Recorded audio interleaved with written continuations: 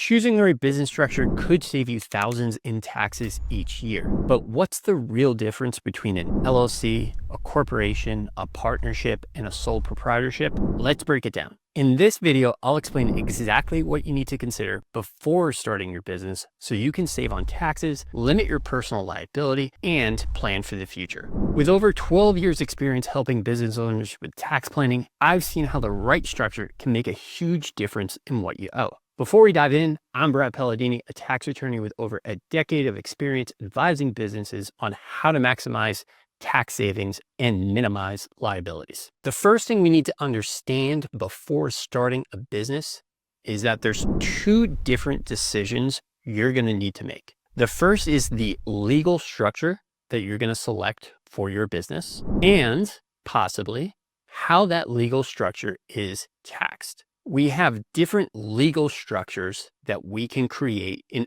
order to operate our business out of. So what are those options? Well, the first and most simplest of all is the sole proprietorship. Now, technically, a sole proprietorship is not really a legal structure. You don't need to file anything with the state. There's no paperwork that needs to be done in order to create a sole proprietorship. You can basically get a business license, register for taxes, and just get going. Now, how is a sole proprietorship taxed? All of the income and all of the expenses for a sole proprietorship is listed on your personal tax return. There's no legal distinction between your sole proprietorship and you individually. And that's really one of the big downsides with setting up a sole proprietorship. There's no limited liability. So if you are working on someone's house and somehow happen to injure someone else, you could get sued personally for the work that your business was doing. So that's a major downside to a sole proprietorship. What are some of the upsides? Well, like I said, it's really simple. You don't need to file any crazy paperwork in order to form one. You can basically just kind of get going. So if you have a side hustle, something that, maybe you have a full-time job and you're just looking to do something on the side, a sole proprietorship could be a great option for you, but really consider what liability am I subject to by operating without a formal legal structure. So that's the sole proprietorship. Next, we have an LLC, a limited liability company. Now, in some states, you can also form a professional limited liability company. Usually that's reserved for specific professions, maybe CPAs, attorneys, doctors. It's more or less the same. By default, if you are the only owner of a LLC, so it's a single member LLC, by default, you are going to be taxed exactly the same way as a sole proprietorship. So all of the income and expenses from the business are going to be reported on your personal tax return. Now, I said by default because you can make elections. So again, if you are the only owner of this business, you could elect to have that LLC treated as an S corporation, or you could elect to have it treated as a C corporation. What's the difference between an S corporation and a C corporation? Well, in a C corporation, you have that double layer of taxation.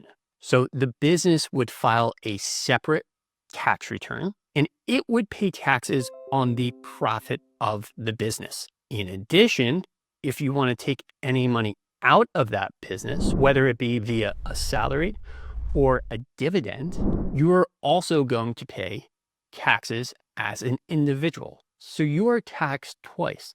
Now, that doesn't mean electing to be taxed as a C corporation is a terrible decision. Sometimes it is a great decision, but you need to understand that double layer of taxation before you opt into that structure. So how is an S corporation taxed? Well, an S corporation is almost like a hybrid between how a C corporation is taxed and a sole proprietorship is taxed. So if you are elected to be taxed as an S corporation, you are going to file a separate tax return, a Form 1120S, and that is going to list all of the business income and all of the expenses, and it's going to hopefully show a net profit for the year. That net profit is going to be reported on your personal income tax return, and you're going to pay the taxes individually as the sole shareholder of this business. So when you're an S corporation, the S corporation itself doesn't pay the taxes. It's more like a sole proprietorship where you personally pay the taxes. S corporations are great. I often recommend LLCs elect to be treated as an S corporation, but it certainly is not a one size fit all model. And there are many, many, many cases where you should not elect to be treated as an S corporation. For instance, if you possibly plan on selling your business to a larger business, oftentimes being an S corporation is not the best strategy. You're better off maybe being a partnership or maybe even a corporation in some cases. But most often it's not being an S corporation. What are some of the other benefits to having an LLC? Well, as the name implies, you are limiting your liability.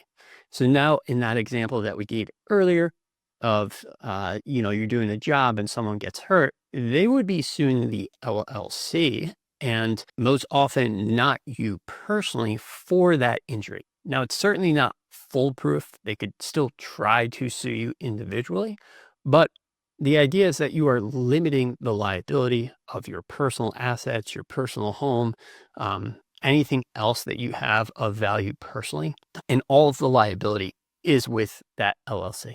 The next option you can choose when you form a business is you can form a corporation. So a corporation also gives you limited liability. Why would someone choose a corporation over an LLC or vice versa as the legal structure? I mean, there's a few different reasons, right? Corporations and LLCs operate under state law differently. They have different rules that apply to them. In an LLC, you have members of the LLC. In a corporation, you have shareholders. Corporations are typically a little bit more formal, right?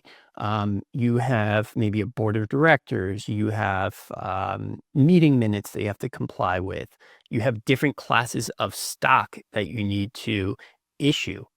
It's a little bit more formal of a structure over an LLC, which is generally considered a little bit simpler to operate. So if you decide to form a corporation, by default, you will be treated as a C corporation for tax purposes, as we talked about earlier. But you can also elect to be treated as a S corporation. So you can be an S corporation, right, from a tax perspective and be a regular old legal structure corporation or an LLC. So you have some flexibility there. Finally, let's talk about partnerships. So as the name implies, in order to have a partnership, you got to have a partner, right?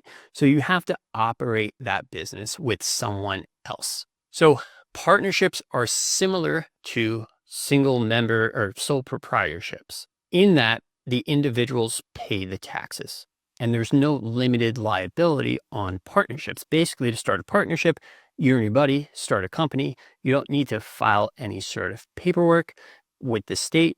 You can just kind of start operating that business. But again, there's no limit to your personal liability if you just start a regular old partnership. From a tax perspective, you would file a separate tax return for a partnership, a Form 1065, and then the profit from that business is going to be split between you and your partner. Each of you individually would pay taxes on that profit from the business. Now, if you're looking to start a partnership, but you want to try and limit your liability, you could also decide to form a limited liability company and elect to be treated as a partnership. In that case, you are limiting your personal liability. The income would still flow through to you and your partner individually, and it's still a pretty informal way to operate a business. LLCs have a lot of flexibility. So what is going to be the best option for your business? I hate giving the classic attorney answer, it depends, but it really does depend on a lot of different factors. It's going to depend on what your 3-year plan for the business is, what your 10-year plan for the business, what your 30-year plan for the business is. Someone who is just looking to grow as fast as possible and sell that business off to a bigger company is not going to have the same answer as someone who's just looking to run a sort of mom and pop family business. If you're looking to have foreign business owners, that's also going to change your answer. So there's not really a one size fit all model for your business. And one thing I see time and time again is people DIYing this, right? So they're like, hey, I want to start a business. I heard LLCs are great. I'm going to go online. It'll take me 5 minutes to fill out the LLC paperwork and I will be good to go. And that's completely fine, right? You don't need to pay someone thousands of dollars to form an LLC. The paperwork really is not that difficult. But what you might want to consider paying someone for is the advice on which entity structure is correct for you and how that structure should be taxed based on your future goals, based on your projected revenue, based on who you want having an ownership interest in that business. You're really paying for the expertise and the advice, not for the administrative task of actually forming the entity. So look, if you're finding this information helpful, please go ahead and hit that like button. Helps more business owners get the tax advice they need. If you're trying to decide which business structure is best for your taxes, click on the link below for a free consultation. My team and I can help you choose the right option to maximize your savings.